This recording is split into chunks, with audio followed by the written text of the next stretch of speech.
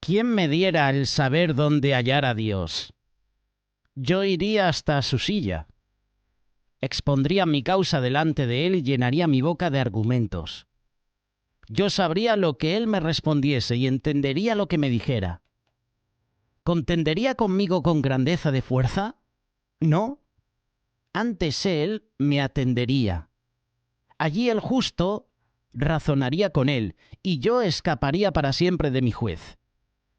He aquí yo iré al oriente y no lo hallaré, y al occidente y no lo percibiré.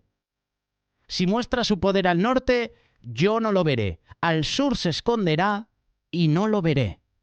Mas él conoce mi camino, me probará y saldré como oro.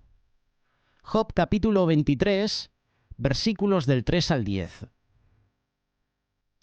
¿Cómo quisiera saber dónde hallar a Dios? Iría a verlo hasta donde él se encontrara. Job tenía preguntas. Tenía preguntas duras, dolorosas. Él estaba pasando por una época horrorosa de enfermedad, de conflicto, de calamidad. Se sentía abandonado aunque no tenía idea por qué Dios lo había abandonado. Él siempre le había sido fiel a Dios y ahora Dios parecía distante. Job hubiera querido abogar por su caso ante el trono de Dios, si solo hubiera podido encontrar a Dios. Eso es lo que está diciendo el versículo 3, Job capítulo 23. Pero Dios no estaba por ninguna parte. Este Dios que nos ha prometido su presencia y que desde Pentecostés nos prometió que su Espíritu habitaría en nosotros, permite que pasemos por momentos oscuros. Permite que pasemos por momentos de aflicción, de dolor. Nuestras súplicas para que intervenga parecen pasar desapercibidas. Eso es lo que estaba sintiendo Job. Nuestras preguntas no son contestadas. Nuestros problemas persisten. ¿Dónde está Dios en nuestro dolor? Él no nos lo dice. Tenemos preguntas teológicas para estas preguntas. Confiamos que Dios está cerca, pero anhelamos su toque. Anhelamos que dé soluciones a nuestros problemas. Queremos que Él arregle las cosas. En el libro El problema del dolor, de C.S. Lewis, hay un momento donde el escritor dice lo siguiente: Dios nos susurra en nuestros placeres, nos habla en nuestra conciencia, pero nos grita en nuestro dolor. El dolor es como su parlante para despertar a un mundo sordo. El Señor nos puede atraer hacia Él a través de amor, pero también a través del dolor, de la aflicción, de la prueba. ¿Cómo le respondemos a Dios en esos momentos? Nosotros no tendremos los mismos amigos que Job tuvo, pero todavía podemos escuchar sus voces. Debes de haber pecado. Dios te ha abandonado. Tomaste la decisión equivocada. Dios no obra de esa manera. Dios no te culpa, no te rechaza. Esto es lo que hacían los amigos de Job. Job, si estás así, si estás en momento de prueba, de aflicción, es porque algo estás haciendo mal. Es porque hay pecados en tu vida. No es normal que tú, siendo justo, te pasen estas cosas. Estas fueron las palabras que tuvo los amigos de Job hacia su persona. Dios no obra de esta manera. Dios no te abandona. Sabemos que a veces tomamos decisiones equivocadas, pero Dios no abandona. Él permanece fiel. Las acusaciones, las dudas son implacables. Y estas parecen hablarnos cada día más fuerte. No escuches esas voces que te dice: eres un pecador, Dios no te va a perdonar. Las voces mienten. Y sí, hay momentos oscuros en la vida de todo cristiano, pero Dios todavía está ahí. Dios honra la fe que sobrevive las noches más oscuras. Él fortalece las almas por los medios más difíciles. Y al final, su bendición, su gloria compensa por cualquier dificultad que hayamos tenido que enfrentar. Nosotros no estamos solos en nuestra experiencia. No estamos solos en esos momentos de dolor, de prueba. Dios mismo tomó la forma humana y sufrió también. Por eso la primera carta de Pedro, capítulo 2, verso 21 dice: ustedes fueron llamados para esto, porque también Cristo sufrió por nosotros, con lo que nos dio un ejemplo para que sigamos sus pasos. Aquel con las cicatrices en sus manos y en sus pies está cerca.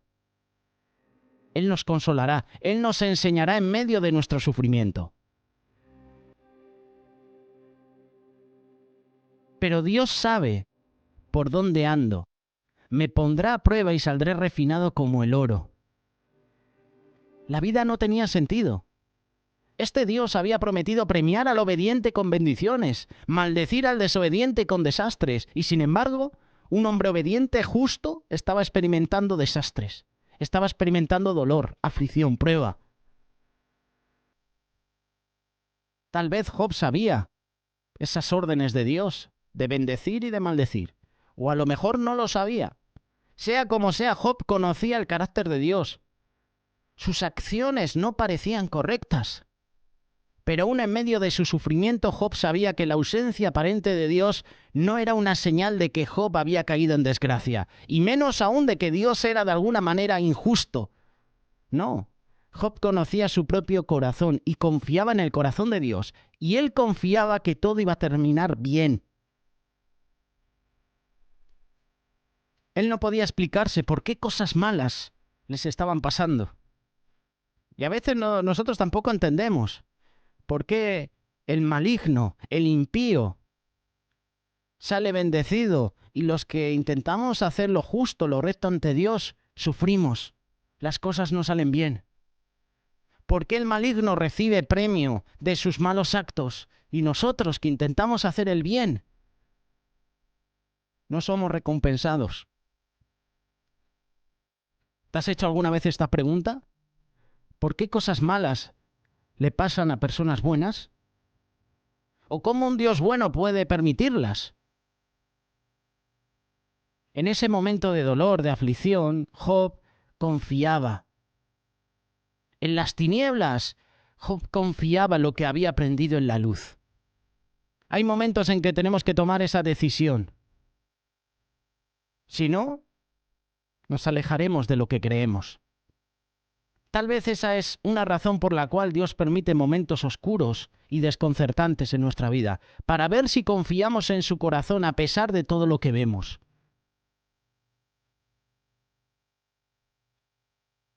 Podemos pensar también que Él no es quien dice ser, porque no está contestando tu oración.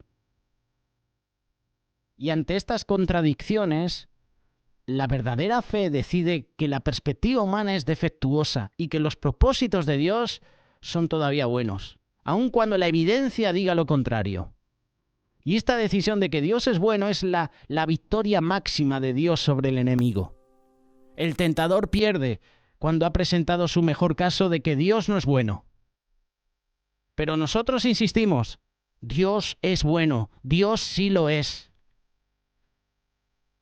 El alma que hace esa elección es edificada para la eternidad. Señor, no entiendo por qué paso por pruebas, no entiendo por qué paso por este valle de aflicción, pero confío en ti. El alma que hace esa elección es edificada para la eternidad. En tus momentos de oscuridad, aférrate a lo que has aprendido en la luz.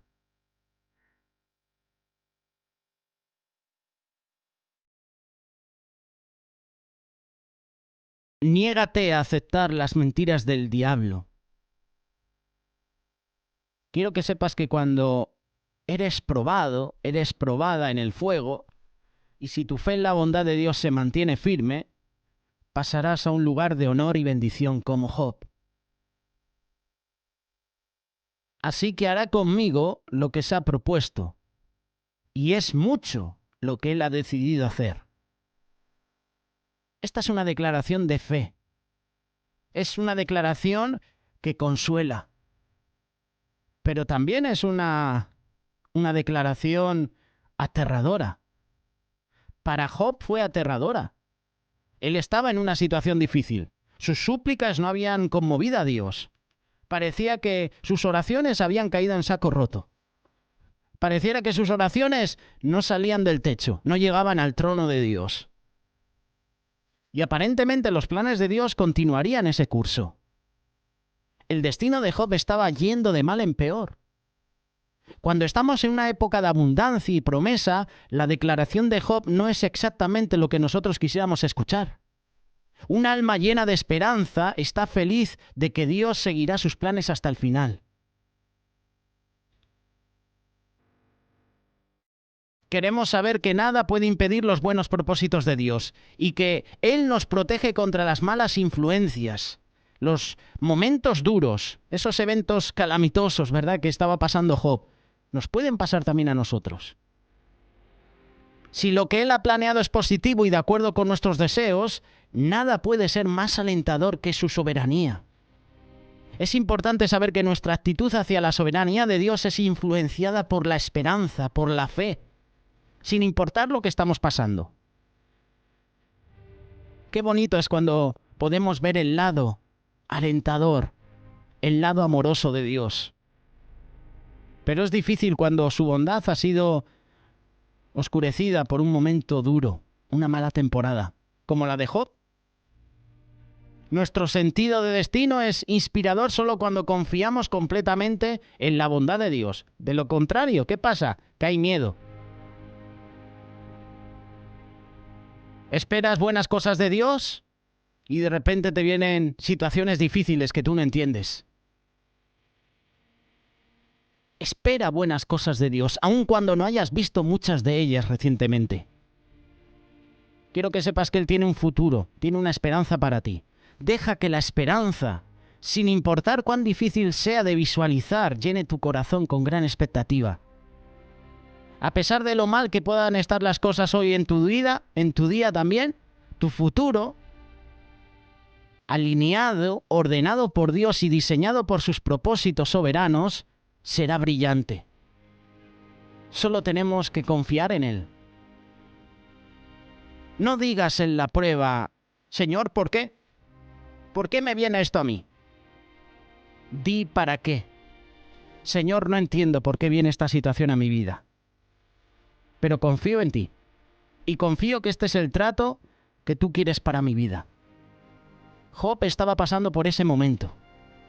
Momento de oscuridad, momento de tinieblas, momento de aflicción, momento de valle de sombra de muerte. Como decía el salmista, Jehová es mi pastor, nada me faltará. Como nos compartía Adolfo Mazariegos en la reflexión el pasado viernes, David sabía quién era su pastor. David sabía que él le iba a proveer. Pero David sabía que cuando oraba diciendo nada me faltará, no solo oraba porque no le iban a faltar las provisiones, oraba también porque no le iban a faltar las pruebas. No me van a faltar los momentos duros, los momentos de oscuridad, los momentos donde la duda venga a mi vida. Vendrán esos momentos a tu vida, pero aférrate al Señor. Aférrate. La tormenta no es para siempre. A lo mejor ahora mismo estás en medio de la tormenta. A lo mejor estás a punto de empezar la tormenta. A lo mejor estás saliendo de esa tormenta, de ese tiempo de prueba. Aférrate a Dios. Confía en Él.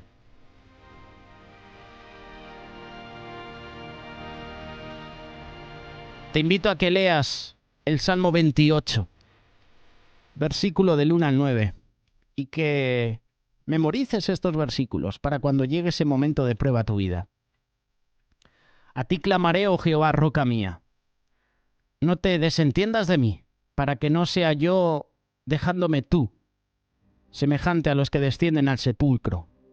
Oye la voz de mis ruegos cuando clamo a ti, cuando alzo mis manos hacia tu santo templo. No me arrebates juntamente con los malos y con los que hacen iniquidad, los cuales hablan paz con sus prójimos, pero la maldad está en su corazón. Dales conforme a su obra y conforme a la perversidad de sus hechos. Dales su merecido conforme a la obra de sus manos, por cuanto no atendieron a los hechos de Jehová, ni a la obra de sus manos. Bendito sea Jehová, que oyó la voz de mis ruegos, Jehová es mi fortaleza, es mi escudo.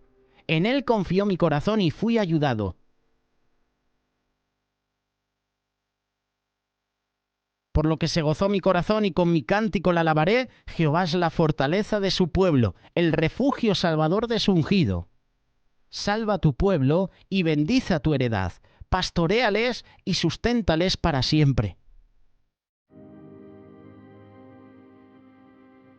En este salmo, después de haber recibido la ayuda que pedía en oración, David reconoce quién es él para el Señor. Y también nosotros podemos comprender quiénes somos nosotros para nuestro Dios. Lo puedes ver en el versículo 9, claramente. Hay diferentes traducciones, pero a mí me gusta leer la traducción Reina Valera 1960. Dice así el versículo 9, salva a tu pueblo y bendice a tu heredad, pastoréales y susténtales para siempre. David sabía que Jehová era su pastor, que él le iba a sustentar en todo momento. ¿Quiénes somos nosotros para Dios? Somos su pueblo. Dios ama a su pueblo. Dios te ama a ti. Dios me ama a mí.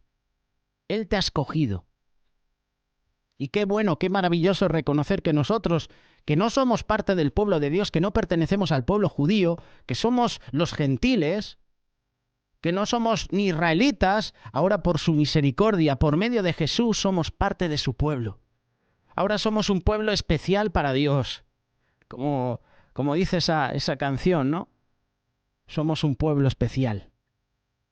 Ahora somos pueblo de Dios, no por nuestros méritos o por nuestra bondad, sino porque la misericordia de Dios nos alcanzó.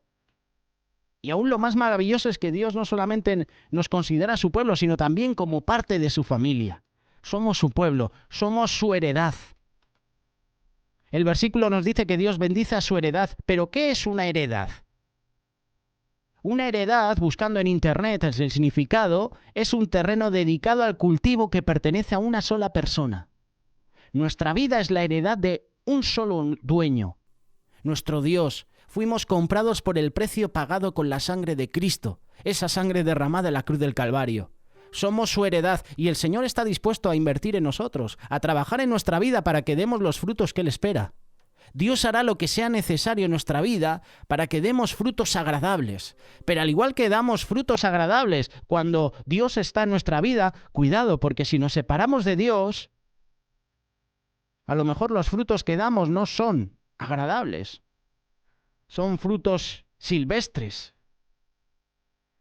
¿Qué tipo de fruto estás dando?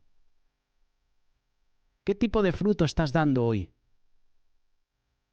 Porque a lo mejor estás en ese tiempo de prueba, estás en ese tiempo de aflicción, y por no confiar en Dios y por alejarte de Él, tus frutos ya no son los buenos, los agradables a Él. Somos sus ovejas. Te ponía el ejemplo de David como pastor, porque David fue pastor de ovejas, pero luego era el pastor de su familia, era el líder, era la autoridad. David conocía muy bien el oficio de pastor y por eso reconoció que Dios con nosotros es como un pastor que pastorea sus ovejas, las sustenta.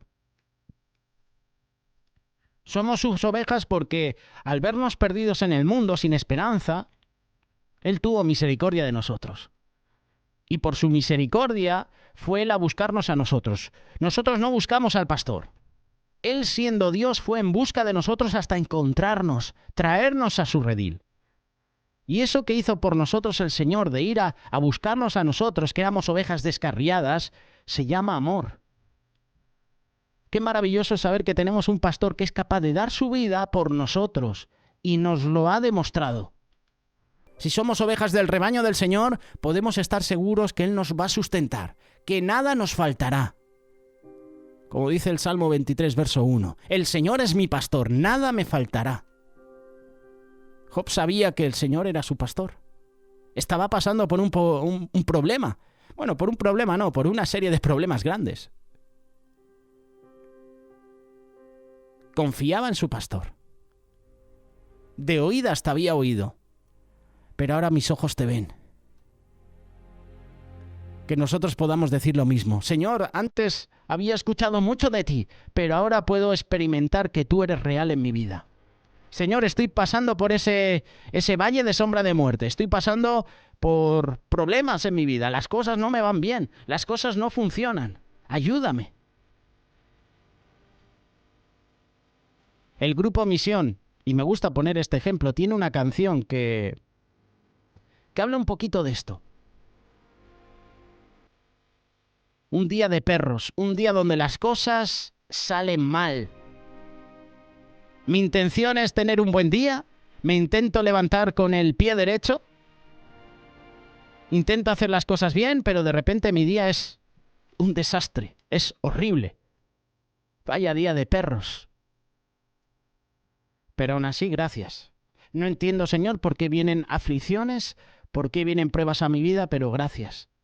Gracias porque sé que eres un Dios bueno, eres un Dios de amor.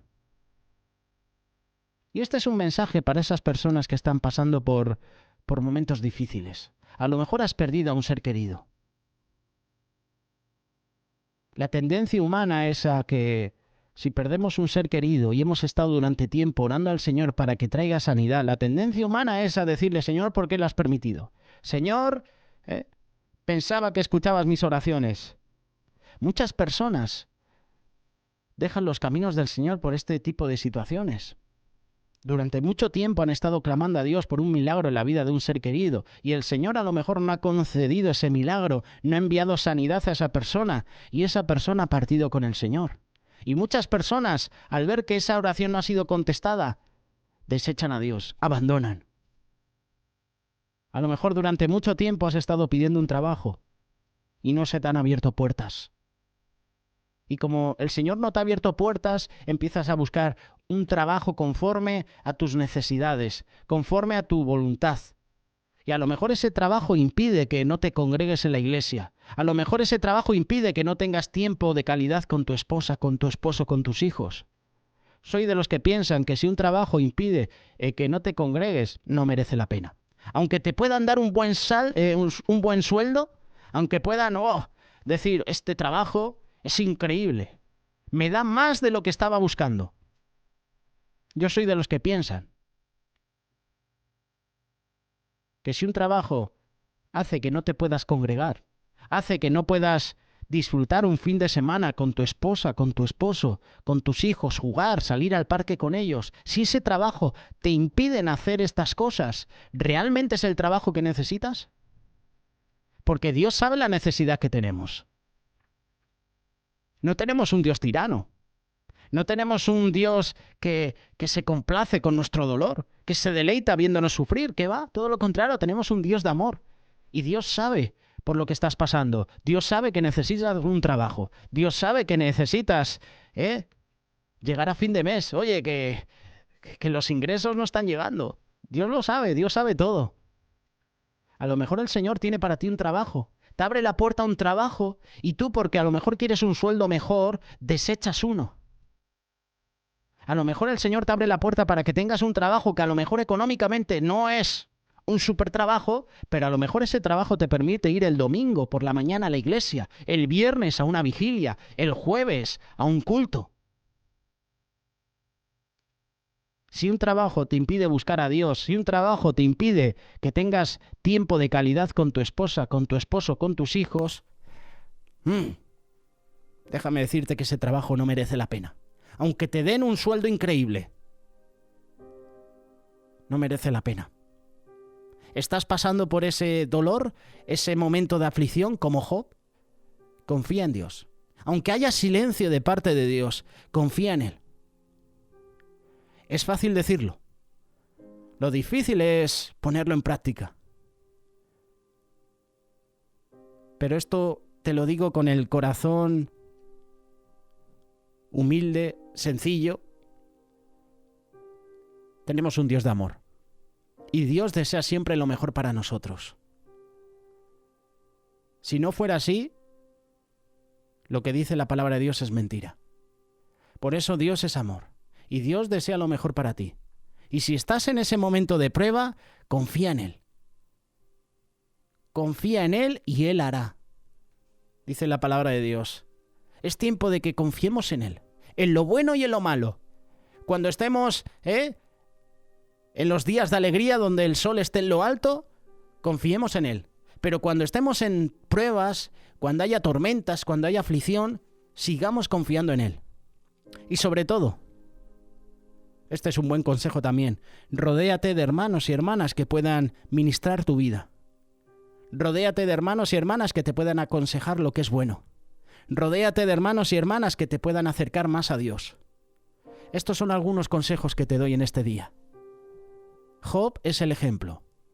Pasó por aflicción, pasó por pruebas, pero confiaba en Dios. Y él al final de sus días dijo: de oídas te había oído, mas ahora mis ojos te ven.